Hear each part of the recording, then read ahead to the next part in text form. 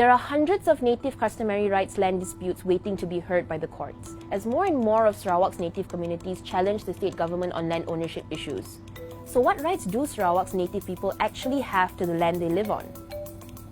Let's start by understanding how Sarawak's native people understand the land where they live. Native communities define their lands in three ways. Pemakai Menua is the entire territorial domain, including things like rivers, the Longhouse site, and cemeteries. Pulau Galau is communal primary forest reserves, and Temuda refers to cleared and cultivated land. While only the Penan are a truly nomadic ethnic group, other groups are traditionally semi-nomadic, periodically moving to new land, meaning their Pemakai Menua would move with them. These concepts have largely been respected throughout the centuries, even when foreign rulers like the Brooke family took charge in Sarawak. But in 1946, when the Brooke family handed Sarawak over to the British government, a whole new system to classify land ownership was created. This system was laid out in the 1958 Land Code. Until today, the Land Code is the land law of Sarawak. So what does this Land Code say about native land rights? Firstly, it recognizes that native people have what's called native customary rights to land and are able to claim titles to it. Section 5 of the Land Code says the methods by which native customary rights may be acquired is for native communities to cut down virgin jungle and occupy it, or to cultivate it, or to use it as a burial ground or shrine, etc. Basically, as long as native communities can prove that they have lived on the land and practice their lifestyle on that land, they can claim it is their native customary land. The caveat being that those claims need to predate 1958.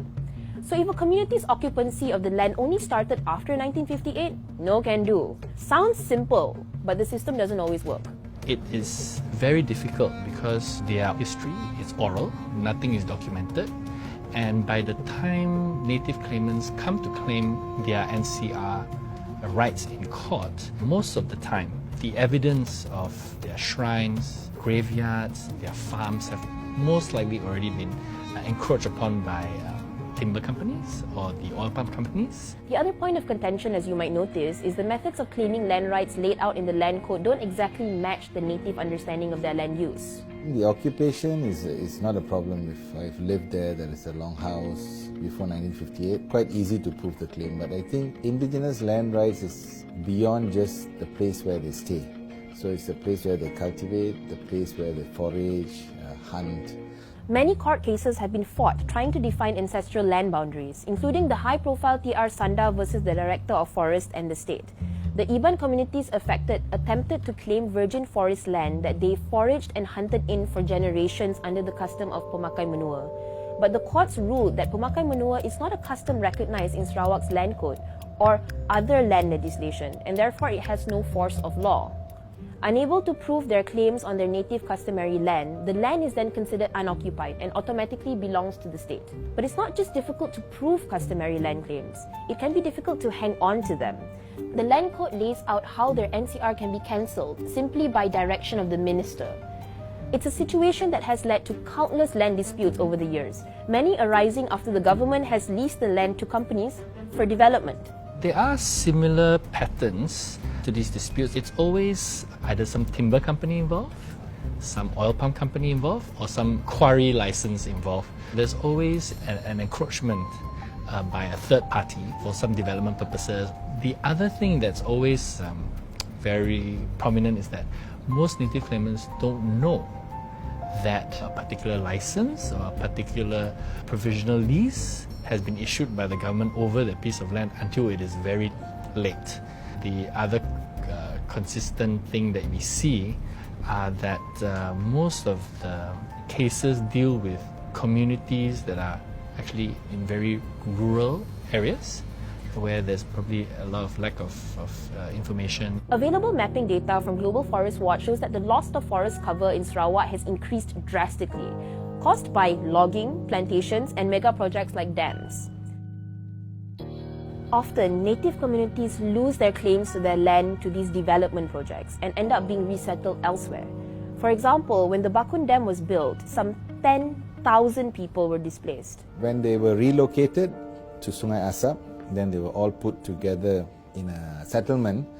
I mean, there was still land, but the size shrunk very small, and that means they could not have enough from their cultivation or maybe their rice. They could not have enough to fish because the rivers became small and many people were sharing in that small river. So the resources for their livelihood decreased, which means they had to rely on other incomes. So that changed their lifestyle and also brought in elements of poverty that were not seen before. This is what makes this issue bigger than a native rights issue. This is an environmental and development issue that affects us all. Native tribes around the world have shown over and over again to be the best guardians of their traditional territories. Many tribal belief systems and customs from Africa to the Amazon and Asia are tied closely to preservation of the environment. National Geographic highlights that the fact that the Amazon ecosystems are as rich as they are today is proof of how successful these cultures have been in living in balance with their environment. And research on the Semak Beri tribe in Terengganu shows that the tribe safeguards the sustainability of the forest so that its benefits will not only be enjoyed by the current generation, but also for generations to come. In contrast, rapid deforestation has been shown to increase local and global climate change by affecting wind and water vapor flows as well as removing water catchment areas, which threatens our drinking water, fisheries, and aquatic habitats. However, the state does not seem to agree with these views. According to a 2011 study of indigenous land rights in Malaysia, the government asserts that the development of indigenous lands is in the national interest and that it alleviates poverty in depressed marginal areas. Pakatan Harapan's election manifesto had criticized the previous government, saying they had failed to ensure the protection and legal rights of customary land in Sarawak and Sabah, and that the natives' customary land was sold or leased at very low prices to logging companies and developers of oil palm estates. Several promises were made to address this, but the results remain to be seen. One positive recent development is a key amendment to the Sarawak Land Code that introduces the concept of native territorial domain. This amendment was sort of in response to the TR Sendah case we mentioned earlier, where the federal court ruled that the custom of pemakai menua had no force of law. So this amendment would basically define pemakai menua land as native territorial domain and allow land claims under this of up to 1,000 hectares. Such land titles would be granted in perpetuity, free of premiums, rents, or other charges.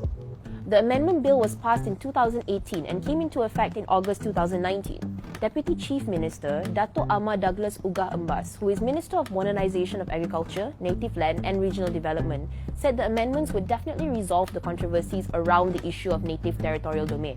But it hasn't exactly.